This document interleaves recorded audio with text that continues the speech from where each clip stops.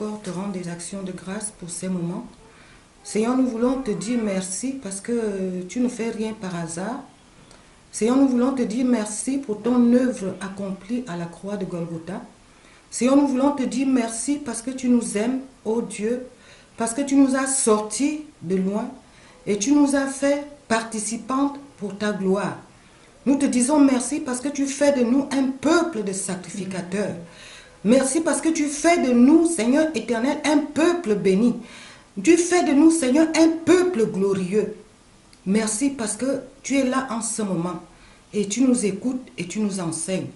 Merci Saint-Esprit pour ton œuvre que tu vas accomplir. Nous t'invitons en ce moment, Saint-Esprit, afin que tu nous assistes dans nos faiblesses, dans nos limites.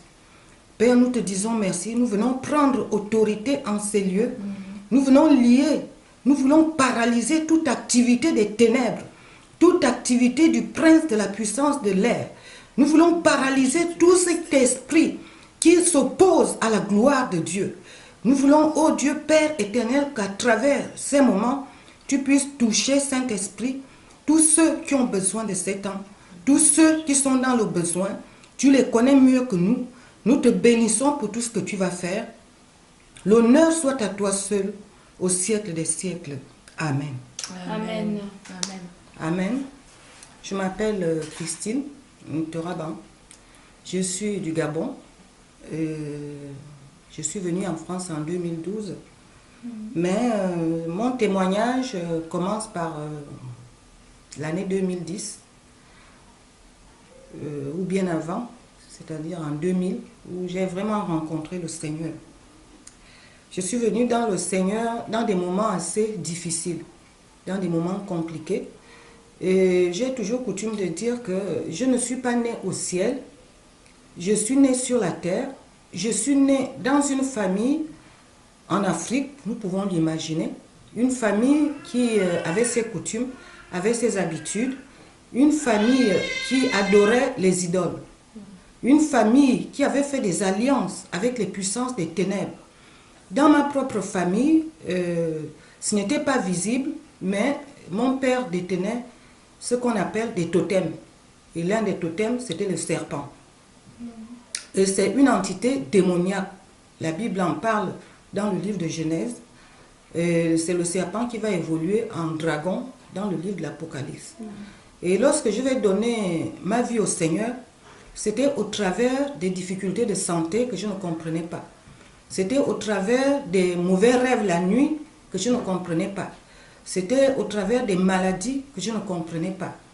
Mais, gloire soit rendue à Dieu, le Seigneur met toujours une personne sur notre chemin. Amen. Donc j'ai une cousine qui venait me prêcher l'évangile. Moi j'étais catholique. Elle me disait, oh, il faut que tu viennes à Christ. Je la regardais de travers en disant, écoute, vous êtes trop, vous priez à haute voix, c'est trop. Hein, vous ne croyez pas que vous exagérez. Donc, mais elle ne se lassait pas. Vu mon indifférence, elle ne se lassait pas. Elle venait de temps en temps m'inviter. Mais le Seigneur va permettre que le combat soit tellement intense pour que je ne puisse plus m'en sortir. À l'époque, j'étais mariée, donc j'étais vraiment entre deux feux. Mes parents, c'était leur temps de sacrifice. L'homme avec qui je vivais, qui était mon époux à l'époque, mon ex-époux, était dans les loges qu'on appelle aujourd'hui la franc-maçonnerie. Donc c'était des loges sataniques. Donc les deux combinés ensemble, et moi, physiquement, ça m'affectait, spirituellement, ça m'affectait. J'ai commencé par aller vouloir demander du secours au niveau des catholiques. Rien n'y faisait. Je suis allée au quartier voir les marabouts. Rien n'y, c'était encore pire. Et lorsque je vais me mettre... Pourtant, je priais comme les catholiques, hein, mais c'était de mal en pis. Et voilà comment le Seigneur lui-même va m'orienter auprès d'un homme. Et c'est par cet homme-là que ma délivrance va commencer. Et c'est là-bas où je vais donner ma vie à Jésus. Et auparavant, ça fait un bouleversement total dans ma famille. Mes parents me traitaient de tous les noms. L'homme qui était mon ex-époux à l'époque me traitait de tous les noms. Voilà, elle est partie dans les sectes, elle n'est plus catholique, elle nous a abandonnés. C'était terrible. C'était des moments difficiles, je m'étais retrouvée seule. Mais je n'étais pas seule. Le Seigneur était avec moi. Amen. Le Seigneur était avec moi. C'est comme ça que j'ai pu expérimenter ce qu'on appelle le combat spirituel. C'est comme ça que j'ai commencé à chercher à connaître qui était vraiment ma famille. Parce que c'est aussi le moment où le Seigneur a commencé à me révéler ma famille à laquelle j'étais attachée. Et à l'époque, j'avais un poste de travail, mais j'étais tout le temps plus malade qu'au travail. Au point où, n'eût été le Seigneur, je crois qu'on m'aurait à l'époque enlevé du travail. Parce qu'il ne comprenait pas, le médecin ne comprenait pas ce que j'avais. Comment j'étais absente toujours à mon poste de travail, alors que c'est moi qui devais je devais être là tout le temps. Mais vraiment, le Seigneur est merveilleux. Il est merveilleux. Amen. Il m'a sorti de là parce que quand j'y réfléchis, la plupart des femmes qui avaient des maris qui étaient francs-maçons, beaucoup sont décédés. Les enfants sont décédés. Mais le Seigneur m'a sorti de là. Amen. Il m'a sorti. Il n'y a que Jésus qui peut te sortir des griffes du diable. Amen. Il n'y a que Jésus qui peut te sortir. Même si le décret de mort est sur ta vie, il n'y a que Jésus qui peut t'en sortir. Et il m'a sorti de là. Moi-même, je ne comprenais rien. Mais quand Jésus te sort de ces situations, le diable est tellement en colère. Comme il habite tes parents, les parents vont se mettre à te combattre. C'est comme ça que je me suis retrouvée qu'avec les frères et les sœurs de l'église qui m'ont aidé, qui m'ont assisté. Et gloire soit rendue à Dieu. J'ai aujourd'hui 60 ans. J'ai eu 60 ans il y a 2 jours.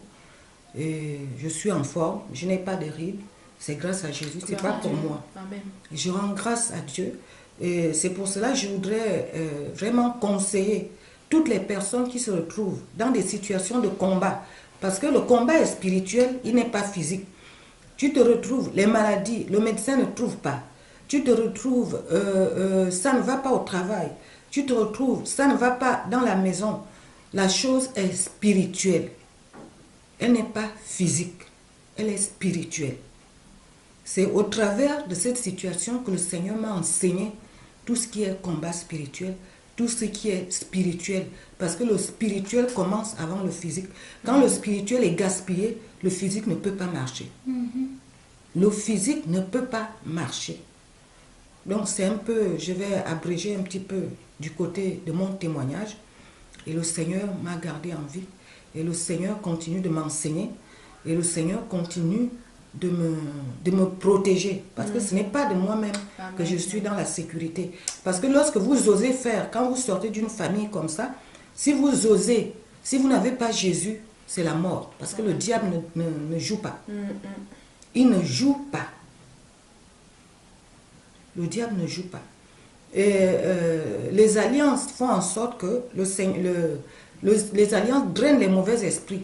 Tu peux aller en France, tu peux aller aux États-Unis, tu peux aller au Vietnam, tu peux aller en Afrique du Sud, au pôle Nord, au pôle Sud. Puisqu'il y a des alliances qui sont là, les esprits vont te suivre. Les esprits n'ont pas besoin de payer un billet d'avion. Les esprits n'ont pas besoin de prendre une voiture. En 2, 4, 6, ils atteignent la personne parce qu'ils te connaissent. Les esprits de la famille. Les esprits qui connaissent l'alliance. Le diable connaît les alliances que nos parents ont tissées, que nos ancêtres ont tissées. Maintenant, si l'Église ne se lève pas pour briser ces alliances, les gens vont mourir. C'est pour ça qu'on assiste aujourd'hui aux personnes qui meurent de manière bizarre. Parce que la volonté de Dieu n'est pas que l'homme meure à 20 ans, à 30 ans, à 40 ans. La volonté de Dieu n'est pas non plus que l'homme ou la femme soit célibataire. La volonté de Dieu n'est pas non plus que nous soyons malades. Mais la méconnaissance des situations fait en sorte que nous subissons. C'est cette méconnaissance. C'est un peu ce que je voulais partager avec vous.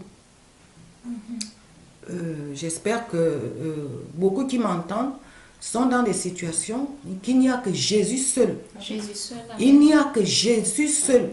Parce que c'est une histoire d'appartenance. Lorsque tu appartiens à Jésus, c'est le ciel qui est ta sécurité. Maintenant, si toi-même tu n'as pas encore fait ce pas de donner ta vie à Jésus, tu appartiens encore au diable. Et le diable peut faire de toi ce qu'il veut. Ta vie est entre ses mains. Et le diable, sa volonté, c'est que les hommes ne connaissent pas Dieu. Le diable, sa volonté, c'est qu'on ne connaisse pas Jésus. Pour qu'il puisse faire de toi ce qu'il veut. C'est ça la volonté du diable. C'est lui qui empêche les gens d'aller à Christ. Parce qu'il sait ce que c'est quand tu appartiens à Jésus-Christ. Il sait ce que c'est. Il sait que tu lui as échappé. Il sait que le Seigneur te sécurise de jour comme de nuit. Il sait que rien ne peut t'arriver si Dieu ne l'a pas permis, sauf ton ignorance, parce que c'est l'ignorance ici qui fait en sorte que le chrétien peut subir. C'est l'ignorance de la parole de Dieu. C'est ce qui peut faire en sorte que le chrétien subisse.